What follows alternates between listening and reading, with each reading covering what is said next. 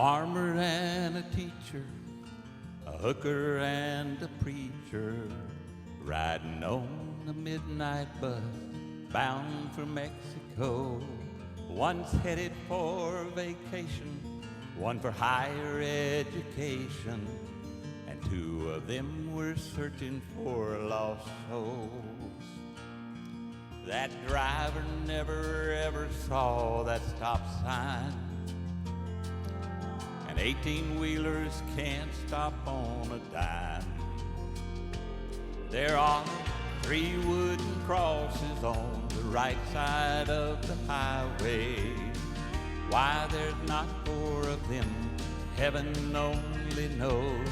I guess that's not what you take when you leave this world behind you. It's what you leave behind you when you go. That farmer left a harvest, a home and 80 acres, the faith and love for growing things in his young son's heart.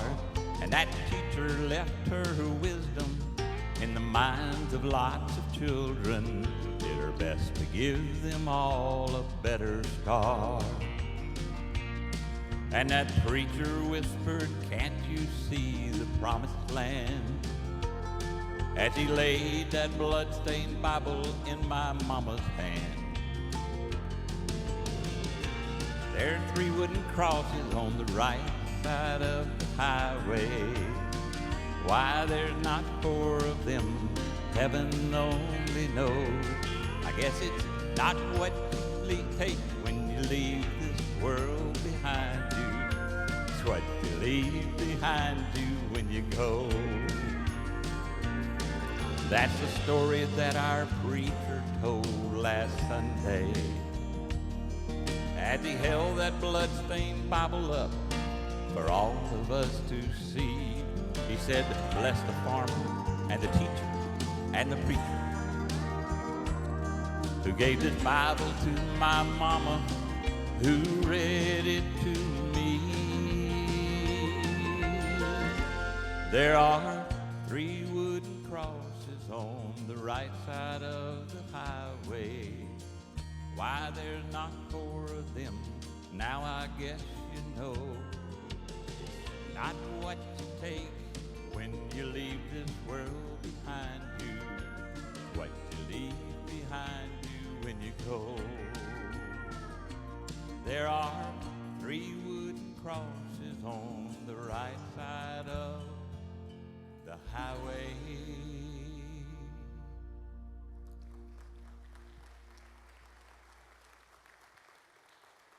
My fishing partner, Garrett Payton, is going to come up and we're going to sing one more song, and then we're not going to bore you with any more of that. We're going to let Randy come up and talk, because I know that's what you're here for, but we figured this will get you food digested or make you upset one, but and we'll let him have it after that.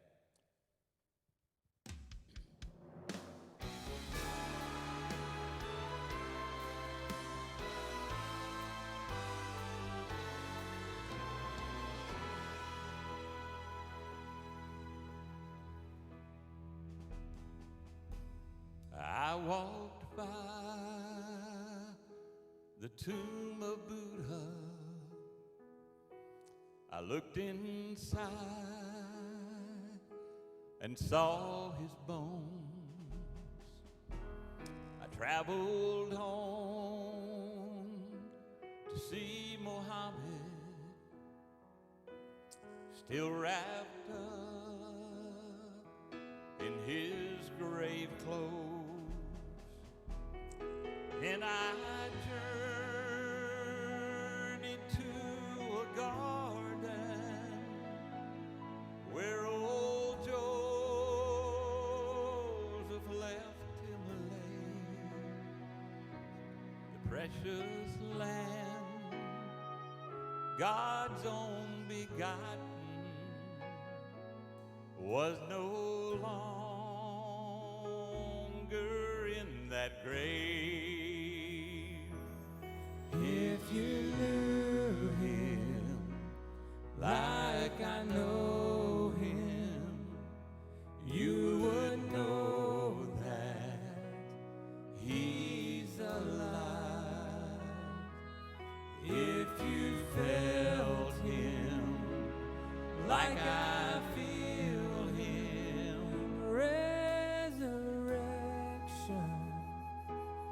Deep inside, you know he's living, and death had died. If you're wandering in the darkness, come and step into the light.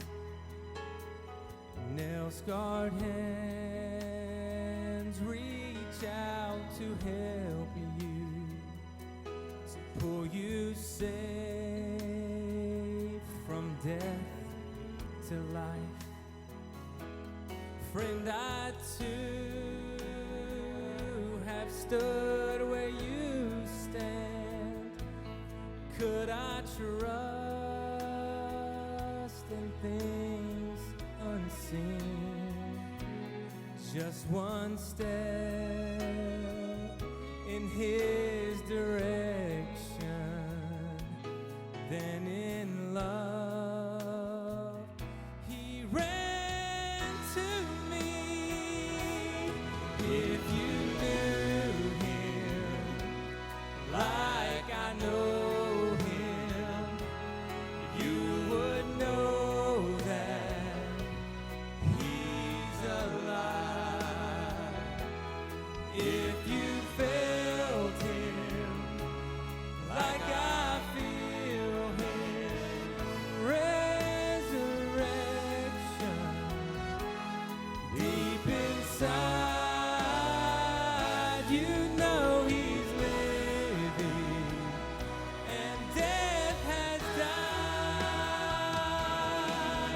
You ask me how I know he lives.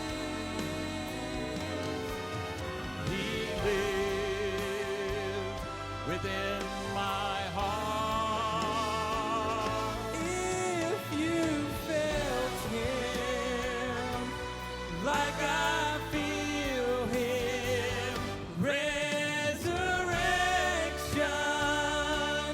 deep inside, you know he's living, and death has died.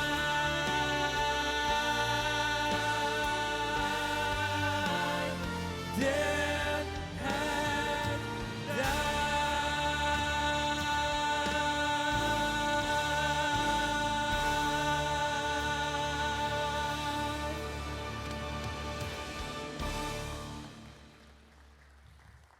We might not catch fish, but we have a great time singing together when we're on the boat.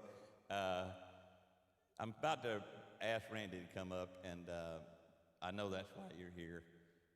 We're really looking forward to getting to be blessed by getting to hear from Randy. And Randy, of course, you know, won the 2014 Bassmaster Classic, which was a great time in his life, I'm sure.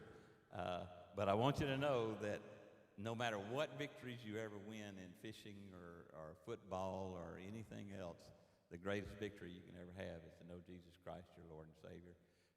He and his wife, Robin, they have two boys, Laker and Oakley. They're 13 and 9, and they're not with them tonight. Like he said, they're home having fun somewhere and not having to worry about a trip up here. So, Randy, it's all yours, and here's your mic. So.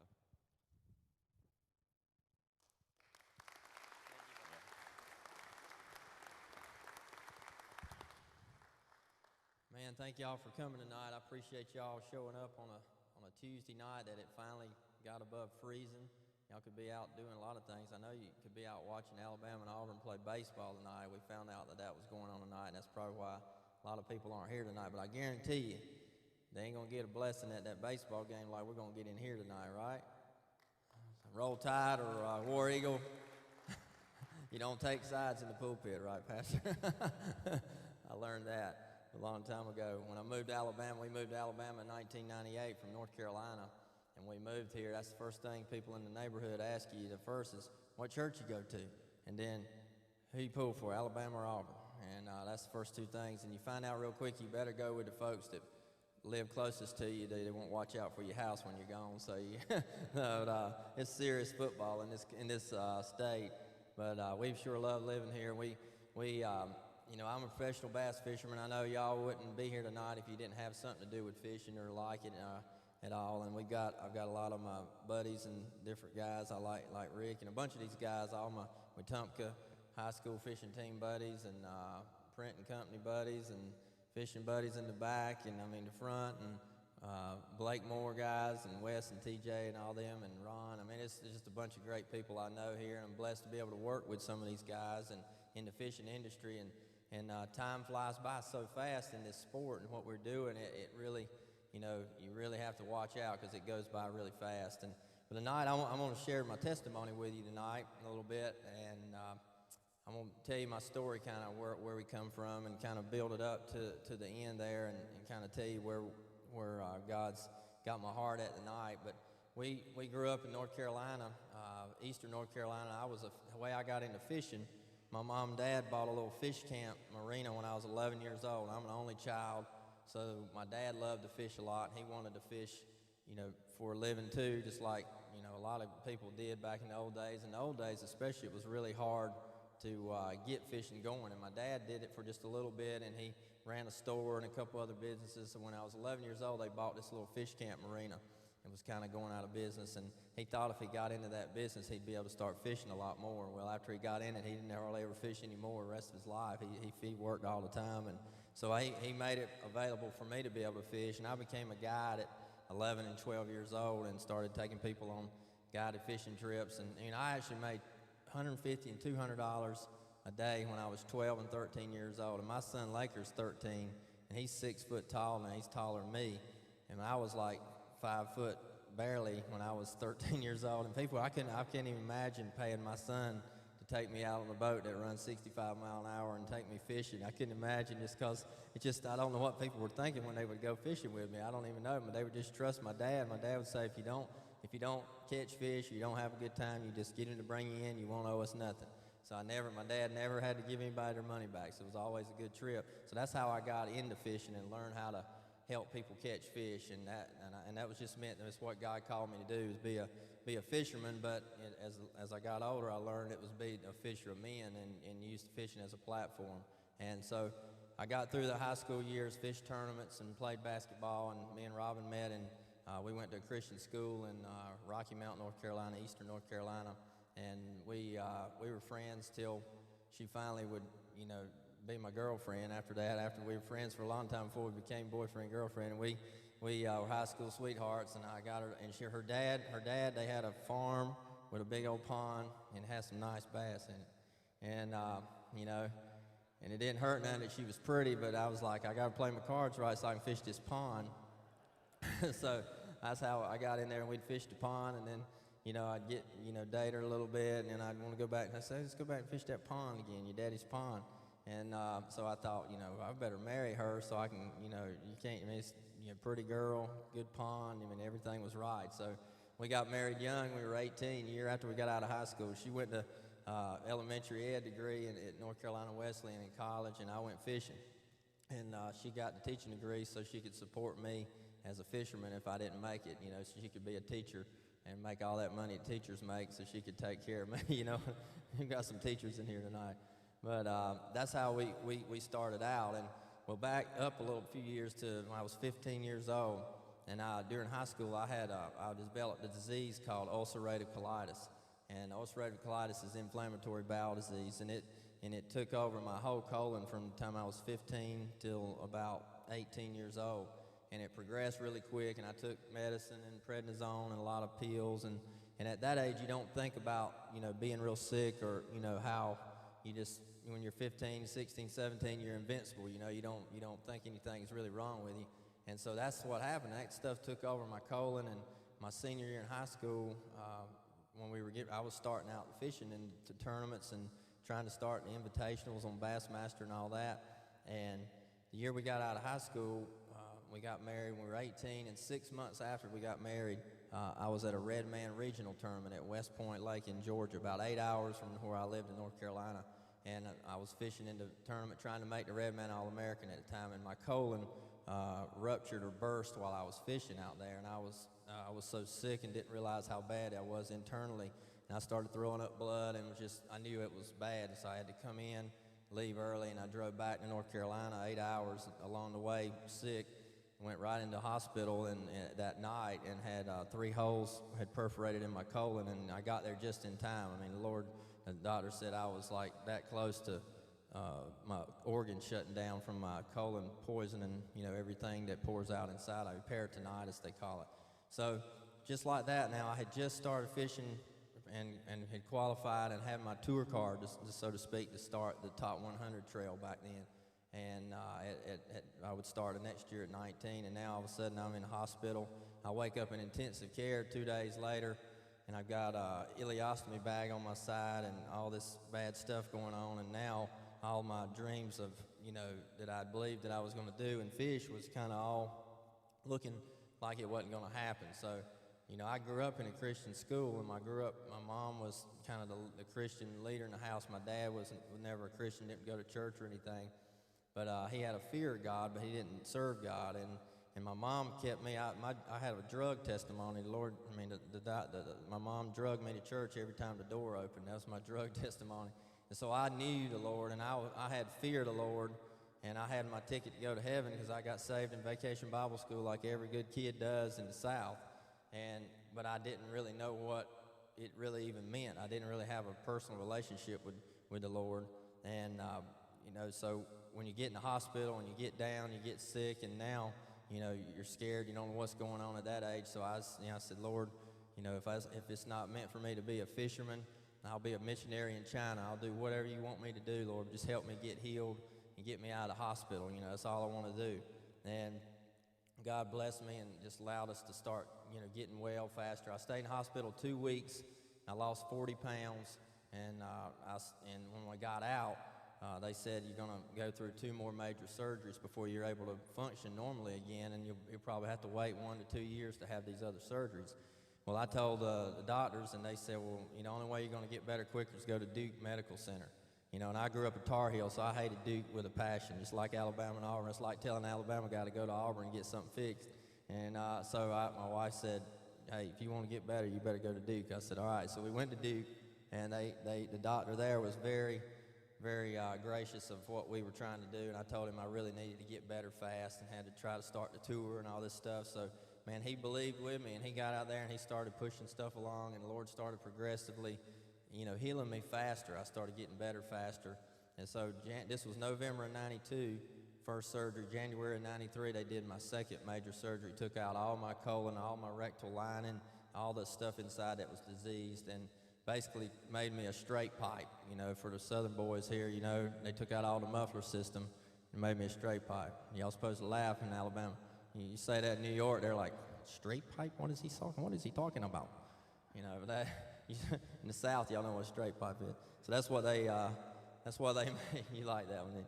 That's why they made me, to do to help me get better. And then so I still had an ileostomy bag, and a month and a half later, they did my third surgery, reconnecting me, and pretty much they made a J pouch out of my small intestine inside, and stuff that 21, 22 years ago was not nearly as easily as they do it nowadays. And so I got through the surgeries, finished that up in February, and was able to, start gaining my weight back, getting myself better. Had to learn how to go to the bathroom all over again on my own. Basically, it's like starting as a child all over again after they do all that. So the Lord really cut a lot of pride out of my heart that I had been kind of brought up in. My dad had a lot of pride. He wanted to, he was a good fisherman, and he was a good everything, and he wanted me to be the best at everything, and wanted me to win, and he did everything he could to help me. But he had a lot of pride, and I had that same pride, and I wanted to be a professional fisherman because I loved it, but also because what he wanted and what he wanted me to be the best, for my own glory. Not, at the time it wasn't about God, and it wasn't about the whole big picture, what God's purpose was for my life. So he cut a lot of that pride out of me through all this bad stuff that I went through, and I didn't know it at the time, but all of a sudden now I'm able to go right into the first Bassmaster tournament at 19 years old, just 3 months later, and I go to a Christian anglers meeting, and I found out about this guy that was a preacher there, Terry Chupp, and went in there, and he saw I looked pretty sick. I was like 120 pounds, soaking wet. Boat would run fast because I was the lightest guy out there. That's how I got into speed. And we got into that meeting there and started talking afterwards, and he said, well, brother, you got a testimony to share. You went through all that stuff for a reason. You know, you need to go to church with me and tell that story. You know, that's what God's, allowed you to go through all this for, to have a testimony. And I said, man, I don't think I can get in front of people and tell all that stuff. That's personal, stuff. It ain't no good. I don't think I can do that. And I heard that voice say, I didn't ask you to be a missionary in China. I said, all right, Lord, I'll go. I'll do it. So I went to Eufaula Baptist Church. If any of y'all fished down there before, you through that little town of Lake Eufaula. Still living out in North Carolina. I went there, and he did a revival, and I spoke for my first time in front of a crowd at a church. And I had, and I had been in the hospital so long, I was fired up. I had me some verses written down. All this stuff. I was going to be a preacher. You know what I'm saying, Pastor? I was going to had it all written down. And I got up here and I laid it on that pulpit. As soon as I started talking, I started crying. And I cried so bad, so much that all the ink started just smearing up, and I couldn't read anything that I had written down. And so in spite of everything that happened that night, all those teenagers that I was talking to, they all come down and they were crying with me up there in the front. They got saved and got rededicated, and the Lord just really did something great in spite of what I did that night. And He showed me that night that was what the whole purpose that I'd been through all that adversity for, was to be able to have a platform to tell people about what Jesus has done in my life. So I got excited, started going with Terry to all these churches, and every tournament we'd go to, he'd preach somewhere, and I'd go with him, and every time I'd do the same thing. I'd try to plan it all out and figure out what I was going to say, and I'd get up there, start crying every time. I couldn't hardly speak, and it was just a wreck every time. And so every pastor I'd meet, I'd say, before we go up there tonight, will you pray for me tonight that I won't, cry, because I got a lot of good stuff I want to say, but I can't ever say it because I get up there, and every time we'd pray like that, it would just be worse. And it's like God just had a sense of humor, and He didn't want me to have no words to say because I was going to mess something up, I guess. So He would just do that every time, and so that's how I kind of became like the weeping prophet almost, is what they should have called me, the weeping fisherman. And I did that for several years in North Carolina, and then we were, struggling, just barely trying to make it. My only two sponsors I had were MasterCard and Visa. They were high-interest sponsors. Come on, y'all get that late. That's right. And so they were the only sponsors I had, honestly, and it was tough. And Robin was going to school doing that. She was having to be a nurse, taking care of me early on, and she did just put up with everything, did everything, but she never stopped believing in me, and never ever made me think that I need to get a real job. She never said that. I'm sure her mom and dad told her that a bunch of times, but she never told me. And so after I got through all that, it was down to the last point. This was 96. Now, a lot of y'all fished around here for a lot of years, and remember the old Team Jesus tournaments that they put on at Logan Martin back in the day. Southern Comfort Conversions did. And I went there to speak and help those guys do it, and never had met them before. And I got there, and this was like right before we left. First time she'd said, man, $8,000. We ain't got no money. We owe all this. We got to pay some pay. Well, you gotta win some money. You got to do something next week or two. And so we get there, and it's like right on the last leg, and I get done with everything. And right at the end of the event, our Southern Comfort guy, Rod McSweeney, walks up to me and introduces me to Earl Bentz, who owned Stratus Boats at the time. And they said, this is Earl, and I'm Rod, and I want to put you on our fishing team and give you a conversion van to drive with all the writing on it and all the stuff. And Earl's getting ready to start a boat company called Triton. This was in end of 96. He said, so we want to sponsor you. He'll give you a boat, he'll give you a truck. And I said, man, I'm going to have to talk to my wife and pray about that. Okay, I'll take it. And that's kind of how that's how that first sponsorship started. And just like that, the Lord, right when the Bible says He won't put any more on you than you can stand, and He knows when you need a blessing, and He blessed us and give us just enough, just at the right time. And so right after that, that's the first time anybody really ever believed in me to sponsor me, and that's when I started fishing better and started doing better in the tournaments. And I was 22, 23 years old, and that year I've made my first Bassmaster Classic. And how ironic it is, it was at 1997 Bassmaster Classic. I was the youngest one in it that year, and it was in Birmingham, Alabama. It's the one that Dalton Bobo should have won. He lost by an ounce from a dead fish, and Dion Hibden won it. And it was my first Classic. And who would have ever known that 17 years later, in that same Birmingham arena, that I was going to win the Classic in that same place 17 years later. That's pretty cool how God did that. And that didn't happen by accident, I know. And it's just like, I don't know why he took so long, 17 years, but it's all right. It's 1,000 years a day or whatever the Bible says about that, and I believe it too after if you fish like we do. But so God, brought us full circle there. But when I fished those tournaments and made that Classic that first year, I finally started getting some recognition and getting some sponsorships and getting a little bit of help. And as we passed through Alabama and stayed with those folks there a lot in Birmingham, we knew that it was a good place for us to be, and we went to church with these people and got to know them and got to know the pastor, and we weren't really plugged in at a church where we lived very good, so we didn't have a good Bible home that had somebody feeding us and teaching us. And when we were there, we knew that's where we were supposed to be, and we started getting the pastor's tapes and listening to him and really growing in the Lord. And so we started praying about moving there, and I said, well, I feel like we need to move here, and she thought so too. And I said, well, if we're going to move here, if it's God's will, he's going to have to let something happen. And right after that, this was March 7th of 98, I won an FLW tournament at Lake Wheeler in Huntsville, March 7th of 98. That was my first big win that I ever had. I won by 1 ounce over Rick Clun and $100,000. So now we had the money to buy a house and move to Alabama. That was the American dream for me, was to buy a house and move to Alabama and be a bass pro. Yeah, it's like a movie almost. And that's kind of what we did. And so when we moved there, we left all my area in North Carolina, and that area I was in North Carolina was, all these guys, nobody ever believed in you. Nobody ever thought you were going to make it. Everybody always said, oh, you ain't going to never make it fishing. You're never going to make it as a pro. And, what are you wasting time doing that for? You need to get a real job. You'd hear all that negative stuff all the time. So when I moved away and did good for a while and had these sponsors, now we had to go back there for a tournament in my old area where I grew up. And so I couldn't wait to get back there just to show them boys that I'd finally made it. So all that pride started coming back up in me again, and I didn't even realize it. And I got back there and had a tournament, and now all these guys that I used to fish against, some of them walking by kind of snickering at you, and some of them would come up and be nice to you.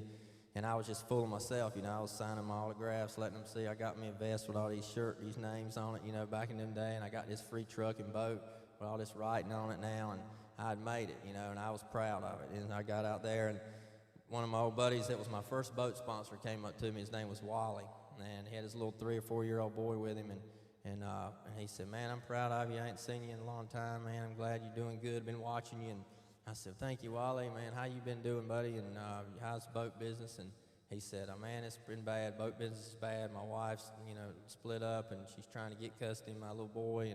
And he started telling me some serious stuff, and I said, well, man, Wally, I hate to hear that, man. I'll be praying for you. What we say, Christians, I'll be praying for you. And I had my own agenda, had my own thing to do, and I said, y'all come see me later this week. We'll be at the tournament, and I'll see you later, So I go back to my motel a few hours later. My mom in that area at the time called, and she knew him, and she said, you remember Wally from the boat dealership? And I said, yeah, and she was crying. I said, yeah, I just saw him at the tournament. And she said, well, Wally just committed suicide this afternoon. And I said, there's no way. I said, I was just here with him at the tournament just a little bit ago. And she said, well, Ted said that they went to pick him up to go eat, and he was going through some family problems, and he had hung himself, and his little boy was still there with him, and it was just a bad deal. And so all I know was that God put him in my path at his darkest hour, and I was the Christian.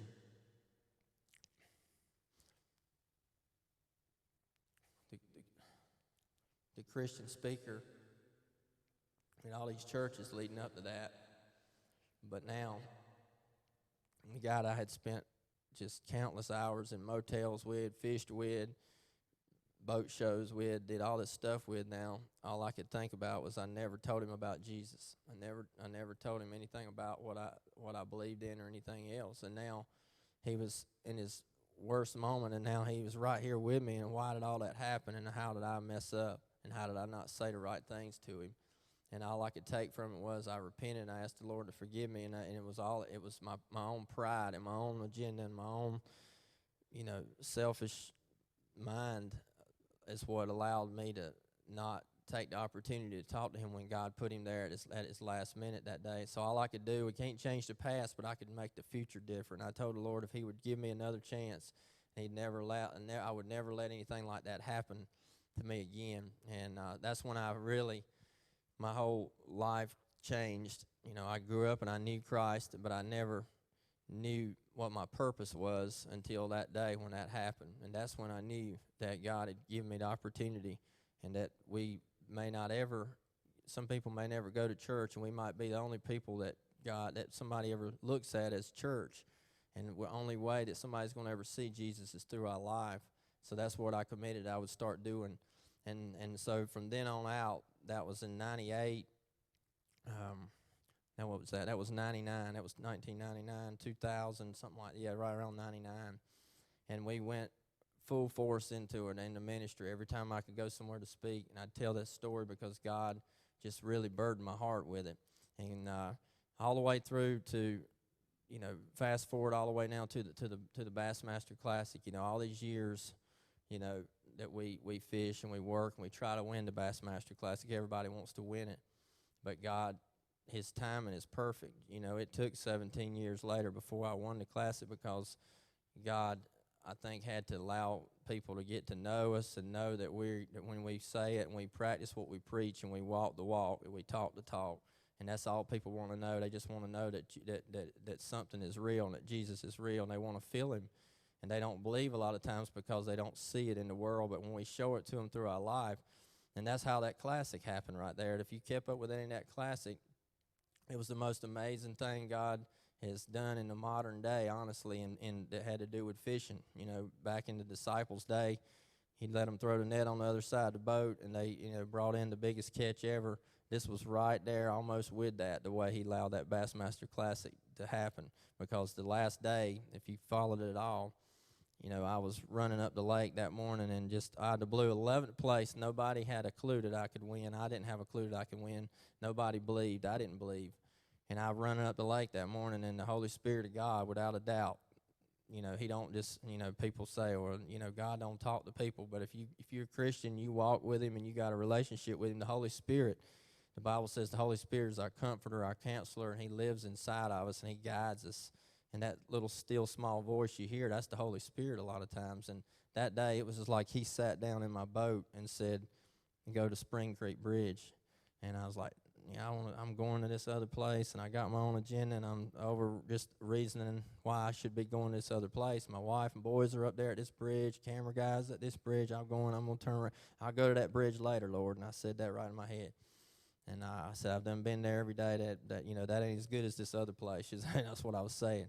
And all of a sudden he said, you want to be good or do you want to be great? And I know I'd never heard that before.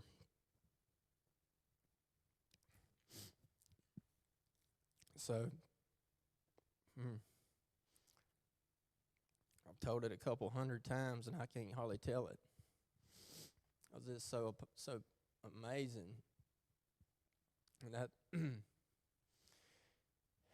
I think that's all that all of us long for, is to feel the presence of the Lord and know how real he really is. And it can be in so many different situations. And as much as I know, and as much as I believe, I still had never felt his presence like I did that day. So when I turned the boat around and ran back to that place, I pulled up.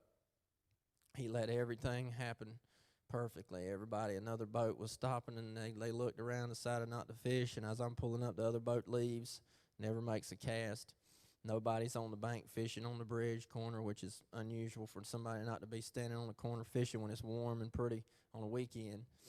And I pull up, and it's just one cast after another cast after another. It was just like, I think it's what fishing in heaven's going to be like, honestly. I really do. I think that's the way it's going to be. It's going to be every cast.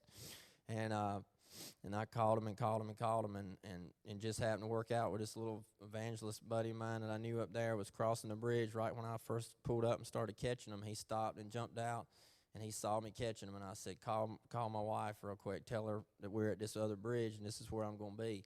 So he calls them, and they get there. So little do we know how God just he orchestrated every bit of that day for his glory.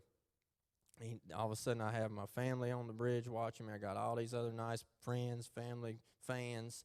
Everybody's watching it, not having a clue that I'm going to win the Classic, just having a good time catching fish.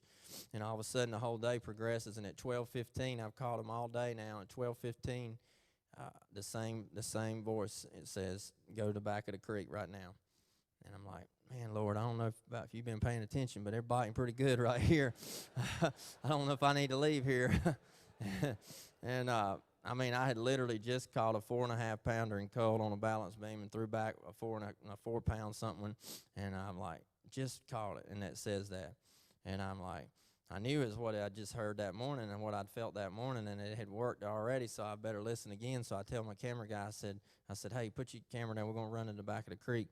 And his guy, he was from up north. He didn't fish. He just runs the camera, and he pulls the camera out, and he looks at me. He says, dude, I'm not a fisherman, but most guys never leave somewhere when they're catching fish like this. You sure you're going to leave here? I'm like, yeah, let's just go. Don't try to talk me out of it. Come on, hurry up.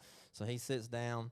We take off, and everybody out there is watching me in their boats. They're all laid back watching it, and all of a sudden they wonder, what is he doing now? I'll take off, follow him. And I run to the back of the creek, and as I'm going back there, the devil in my mind is battling me, saying, nah, what are you leaving that place for? You don't need to go back here. Man, look how nasty this water is. It's muddy back here, you ain't going to catch nothing back here. I can't believe somebody's going to be on this bridge when you come back. You just wait, and I'm hearing all this, and I'm going, and I get back there, and it was so muddy that you could step out and walk on it. I mean, just looked like that kind of mud. And I picked up a bladed jig, chatterbait type bait, threw it around a few casts, and I'm not really feeling it, and all of a sudden I catch about a 6 1/4. And when I catch him, I mean, I was so excited. I looked at the camera, I grabbed it, I said, that's what we come back here for right there. And threw back a 5 pounder. And so now I know I've done the right thing, and now I don't feel like I'm going to catch any more there, and it's like plain that I need to go back. So I leave, go back to the bridge, start back catching them again, and just have a ball all the way to the end of the day. And then run in, and I go in and make a long story short, progress through the whole time of driving back to the arena, and I said, what? I said, what's the bass track say? Do I have a chance to win or do good? Or do I have a chance to do good? The way all these people are interviewing me at the ramp, it seems like, I did pretty good. I know it was a good day. She said, you really want to know? I said, yeah. She said, well, you've been leading on bass track since first thing this morning. So I said, really? I said, so is it like I might win or something? And she's like, if the bass track's right, you don't ever know, but that's what it's saying. And I was eating my bologna sandwich, and I was like, all of a sudden I couldn't eat, and I couldn't hardly swallow it. It just wouldn't hardly go down. That's what I ate before I won the Classic, bologna sandwich. Now I eat bologna and cheese. And I said, but so now it was like slow motion the rest of the day, and I get all the way there, and then, if you watch the Classic, they usually bring you in at the last. The last guy to weigh in, typically one of them last 5 guys is going to win. Well, they got me in there, and all of a sudden now they're like, hey, we're taking Howell in. He's going to get ready, So I was standing there trying to get the fish in the bag, and I wasn't even ready when they pulled me through the tunnel. And now I'm thinking, oh, man, why are they weighing me in so early for? I don't know if I'm going to win or not. So they weigh me in, 29 pounds, 2 ounces, the biggest bag I ever caught, in my whole career, in 21 years. So I'm excited, I'm crying, all that's going on, and they take me to the back, they put me in a room by myself, so you can't text anybody, you can't call anybody, just sit in here and wait, and we don't want nobody to talk to you till the end. So in a little bit, Zona and Sanders come in there, and they start talking and trying to calm me down, and now they pull me out. They said, all right, it's time to sit on the hot seat, and the top 5 guys are going to come in and try to knock you out. So I walk out there, and I look at Davey Hyde. Had just interviewed everybody, and I said, do I have a chance to win? Is one of these guys going to beat me? And he said, well, I think you're all right if you get past Mueller. Mueller's the only one you got to worry about. And I said, well, who's Mueller? He said, he's the guy that caught 32 pounds yesterday. I said, oh, that's Mueller. Okay. So I was sick, and I got out there, and I sat on that stool, and if y'all watched it at all, it was just, painstaking. Everyone that come through there, man, I cried so much. I was so tore up, I didn't know what to do. And finally, Mueller needed 25 pounds, 2 ounces. And Dave Mercer said, when they sit him on the scale, I'm looking at Tripp. Y'all know Tripp Weldon, little Tripp. He's got this big basket with all these fish. And when Tripp's holding fish, they look really big because Tripp's small, And don't tell him I said that, but because he's tough. We don't play with Tripp. But he set that basket of fish up there, and all I could think was, oh man, I couldn't hardly breathe. And Dave Mercer said 24 pounds, and he looks at me. I'm sitting right there, and he turns, and his eyes are like this big when he looks at me. And that told me when he did that he thought, he just said that I was going to win. That's what I thought. So that's when I about passed out for the third or fourth time. And so now, you know, it's all about over, and Evers weighs in, and boom, all of a sudden they're saying, you won, you know, and now all the confetti's falling, and it was like a slow motion, like in the movie feeling where you're up in the air and you kind of are floating down there looking at yourself, all the noise, and I'm holding this trophy that I can't hardly pick up, and I'm about to drop it, and all this stuff happens. But God, the whole point of that story is if I had been in second or third or fourth or fifth and I'd have won that classic, it would have been a great thing, period, to win. But it would have never had a story like that. It would have never had an impact like that. And I never would have expected, I never would have known what to even do with it had it not happened the way it happened. You know, I'd always dreamed of winning it, and I always had an idea of it would be this way, and I would have them figured out, and I'd do this and I'd do that. But God totally did it opposite of any way I would have ever thought about in my own mind. Proverbs 3:5-6 says, you know, trust in the Lord with all your heart and lean not on your own understanding, but trust Him, you know, and to commit your ways to Him, and He'll direct your paths. And that's what He did that way. He totally went against all my understanding and took me from 11th place so I could set the record for the furthest to ever come back, and He would get the glory for it. And everywhere I've been this year, churches, a lot of churches, but a lot of places that aren't churches that I've spoken at, and I'll tell that story, and you wouldn't believe the impact it has on people. They'll be sitting out there with tears in their eyes because you can't deny the power of God and how He made that all happen, because without a doubt, I had nothing to do with that. I was just totally blessed to be chosen as the vessel to do it that day, and He did that for the purpose of that reason. So take you back now to the story that I finished telling about that buddy of mine that committed suicide, and the Lord, in His mercy and His grace, He gave me another chance. I want to close with this story that 2001, we had our first child, Laker. He's 13 now, and we were getting ready to go on the road for this tournament, and we went to Columbus, Mississippi, and I told Robin she had stayed in all these bad motels all these years traveling. She's been in the nastiest dump she could ever be, the back of the truck, everywhere else. And I said, we're going to stay at Holiday Inn, you know, next week. This was back in 01, only the nicest place they had. So we get a reservation 6 months early. Now, I get to this motel, and y'all stick with me. This story is a little long, but every detail matters. And so we get to this motel.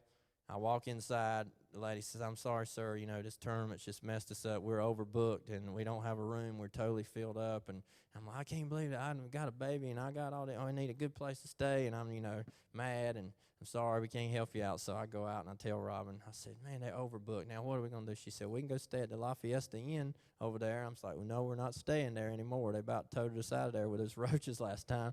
I said, So I said, well, you know, just trust, you know. I said, I want to ask the Lord right now, Lord, give us a good place to stay. Give us favor, you know. Lord's going, you just watch me, Robin. I got this covered. Don't you worry about it. You know, you don't have no faith like I do. I got strong faith. I'm going to get us a place. So I'm preaching to her.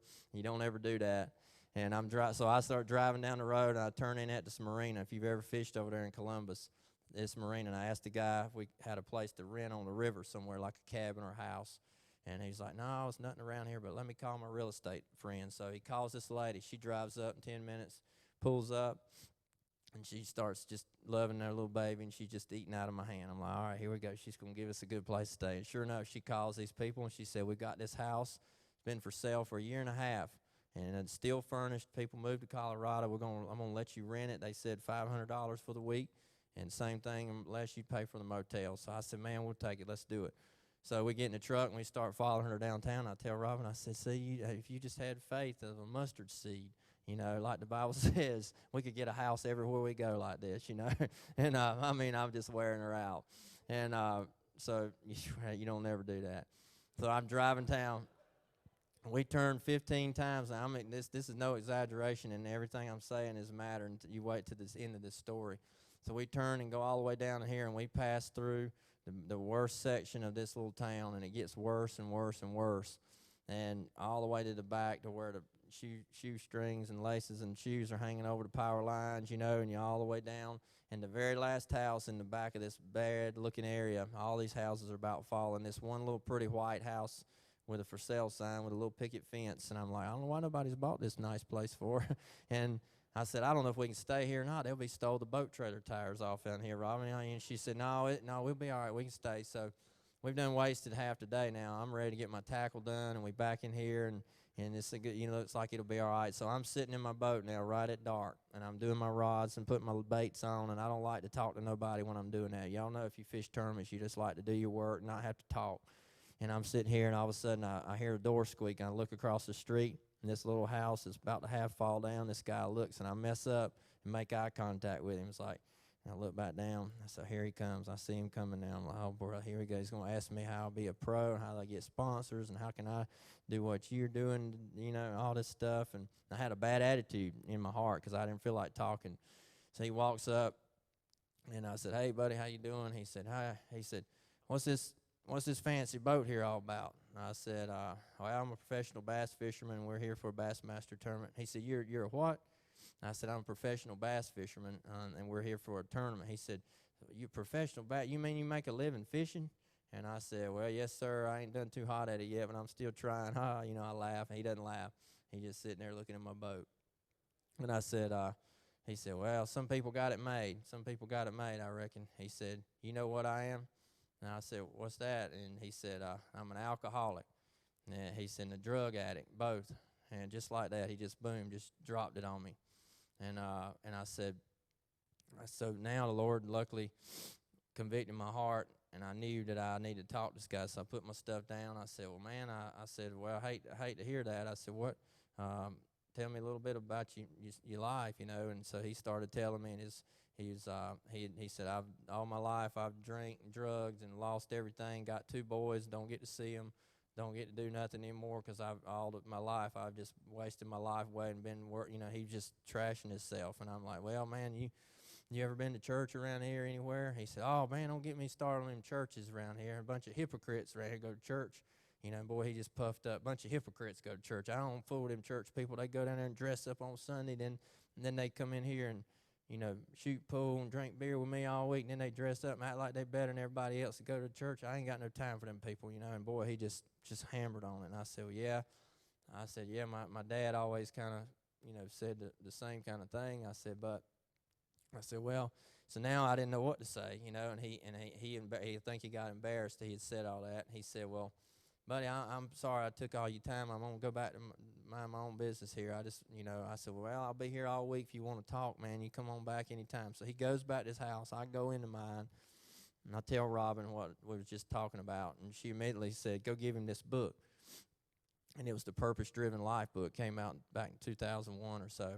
And she had just finished reading it. It was real good. I had read about 12 pages.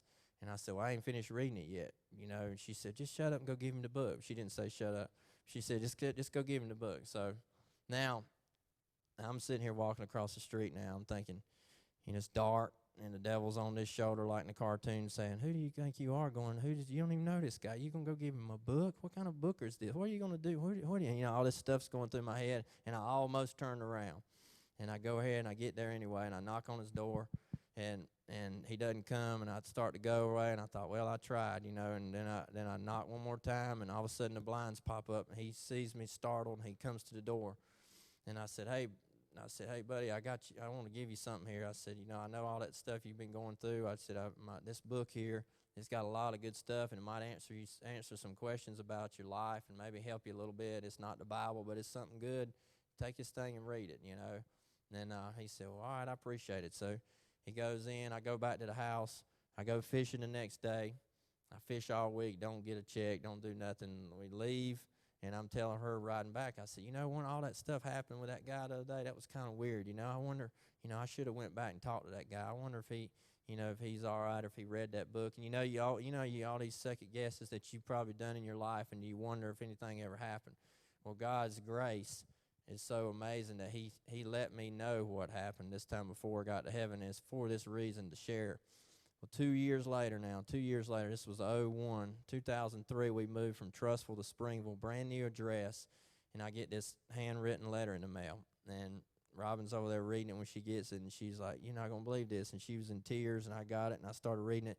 And this guy documented, he said, "My name is so-and-so. I hope you get this letter. I've been trying to figure out how to get this to you, but I want you to know the day that I met you in front of my house," he said, "I had just lost custody of my boys.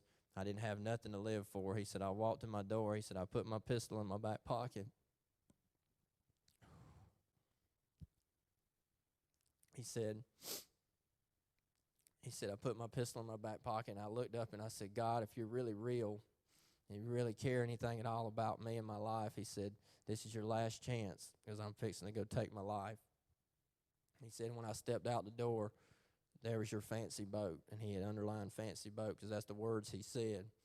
And he said, "I hadn't seen nobody at that house in a year and a half."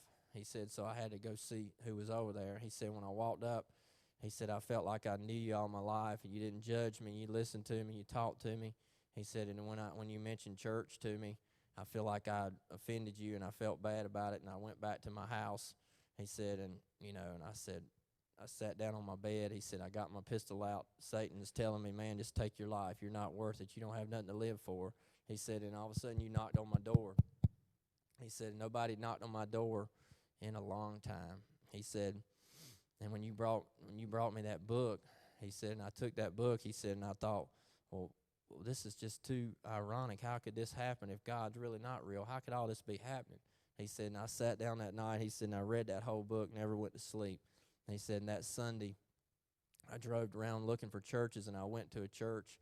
He said, "I walked in late, and I sat down in the back, and I listened to the message, and I told the Lord that day if he would take my life and he could use me and do something with my life, and if he cared about me, that I would give it to him, and I would go all out for his glory for the rest of my life." He said, "I didn't even know what that meant, but I told God I would give my life to him."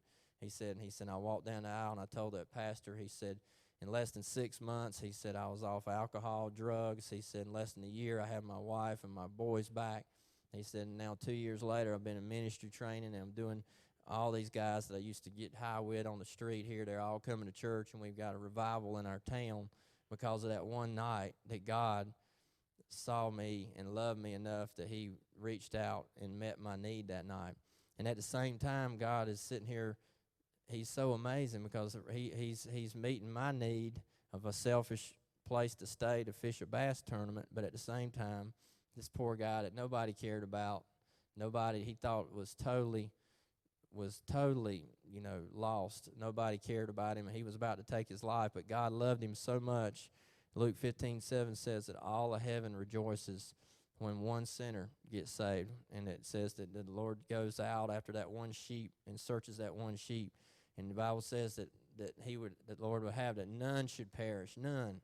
That means all people. The Lord wants everybody saved, and he cares about all of us enough that he would give his life and give his son's life for us.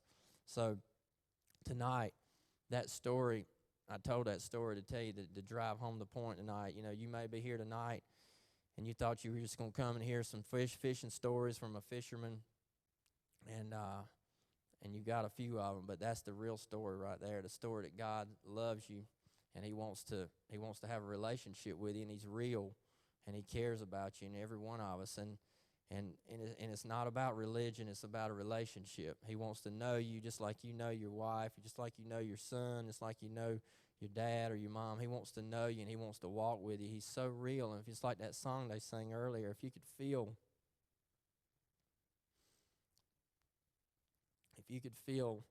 his presence, and you could feel his touch, and you know how real he is and how much he wants to have a relationship with you tonight, that this will be the night that you don't walk out and you make that decision tonight to turn your life over to him and give it to him and give him a try, because you'll never turn back. It's no way. When you experience the life he wants you to have and the purpose that he has made you for, you'll never turn back to the other style of life that you may live now. And if you're here tonight and you are a Christian already, and you go to church, and you might have been to church all your life, and there's going to be a lot of people in hell one day. There's a lot of good people, a lot of good old boys that's going to be in hell one day because they never really understood what it meant to really give their heart to the Lord and really serve Him. And this is a night you can rededicate your heart. If you've been saved and you know you've been saved, but you know you're not walking with Him and doing anything to get closer to Him, this is a night you can make that rededication tonight. So I'd ask you tonight to make this night the most important night of your life, to either accept Him as your Savior tonight or rededicate your heart to Him, because that's what I live for, and that's what I come here tonight for. It wasn't about fishing. That Bassmaster Classic trophy is a pretty trophy, and it's sitting on a shelf, and it's getting dust on it, and it's going to melt and burn away one day. The only trophies that we're going to have in heaven is our friends and our family and people that we've impacted with our life. So tonight, take that opportunity before it's over tonight. And Rick's going to come up and sing and close us out with an invitation, but just think about that right now. Thank y'all. God bless you.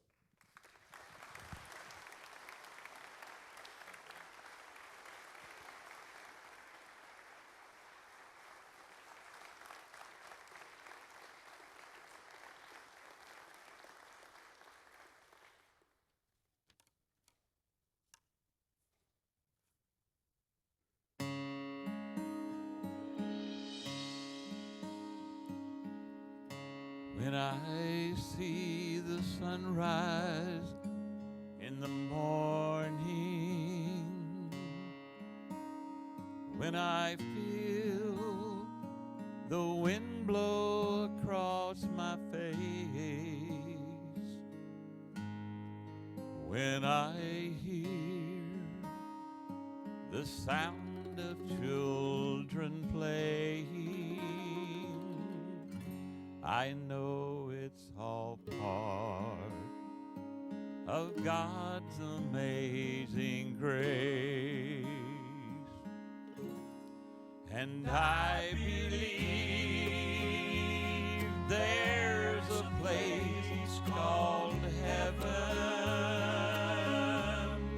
And I believe in a place called Calvary.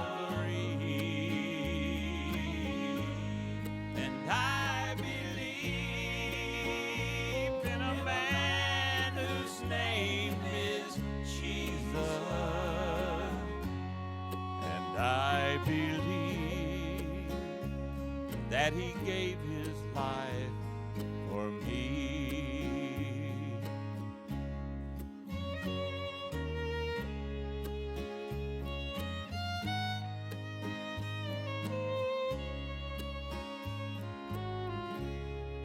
I was there the day my mama went to heaven.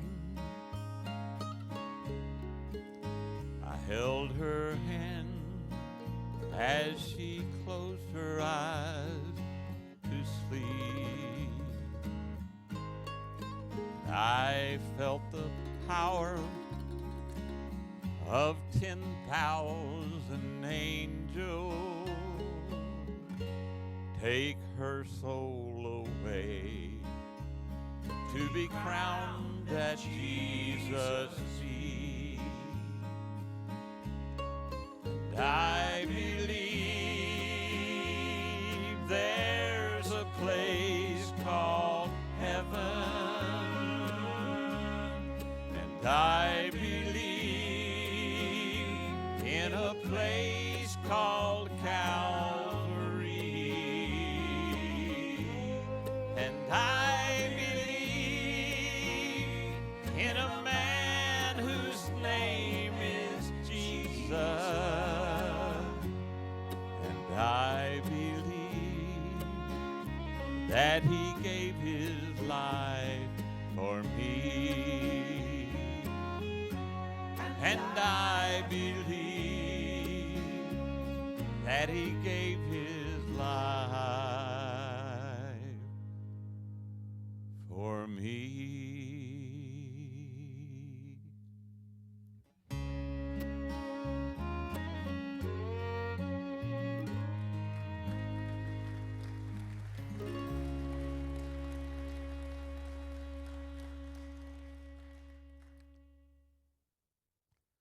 Do you believe? you believe those things I just said? Do you believe in a place called heaven? Do you believe in Calvary, where Jesus Christ, God's only Son, came and gave his life so that I could be forgiven of my sins, so you could be forgiven of your sins? Folks, the Bible says we're all sinners. We all fall short of the glory of God. And God loves us so much that even if you had been the only one, he'd have come down and sent his very Son for you to die for your sins, to forgive you of your sins. Folks, that's the most important trophy you'll ever win, is to take Jesus into your heart and trust him for your Lord and Savior. I'm going to ask you to close your eyes, and I'm going to say a prayer. And if you don't know Christ as your Savior, I want you to pray this prayer with me. If you do, pray for those around you that might not. And if you're like Randy's saying, if you're not living for him, take this moment to decide. You know, Lord, you've blessed me with so much. Help me to be used of you. Father in heaven, I thank you so much for Jesus Christ. And God, I know that I'm a dirty, rotten sinner that is saved by grace. But God, I know there are some out here. There's someone out here that hasn't accepted the sacrifice, the gift that you have given for them. And Lord, I ask that they pray and believe that you did this for them. That, Lord, they say, dear Lord, I'm a sinner, and I know that I need forgiveness of my sins. And God, I ask that you come into my heart, that you help change my life, and you let this moment be the moment I can remember that changed my whole future, that changed my whole eternity. Lord, I ask that Jesus come into my heart and that I learn to live for you. Thank you for what you've done for me. And in Jesus' name, I pray. Before you open your eyes and raise your heads, if you have, just bow your heads again. And because I know it would bless Randy's heart to know if you prayed that prayer tonight. So if you did, but nobody looking around, just raise your hand. I'm not going to ask you to come forward. I'm not going to ask you to do anything other than just raise your hand and let me know so you can let Randy know. And I thank you for that. I thank you. If you want to afterwards, you can raise your heads and open your eyes. And thank you so much for being here. I hope nobody just wanted to know how to tie a Palomar knot or some fancy fishing thing. Or we're hoping Randy would hand out everybody a howler, so that you could hear the little things chirp as they go through the water. Folks, that's not what he's all about. That's not what we're all about. But we really thank you for being here. Y'all pray that they have a safe trip home, and the weather not get too ugly tomorrow night, I think, or Thursday, because I think it's supposed to be ugly where you live. So sorry about that. You need to move down here. We've got good fishing down here too. So, but thanks everybody for being here. If you're interested in a church home and don't have one, we'd love for you to come speak to us. I don't know, Brother Mike, do you need to say anything? You want to say anything? You're good? All right. Well, let's stand and be dismissed, y'all. Thank you very much. And if you would like, come down and tell Randy whatever you want to. Thank you again, Randy.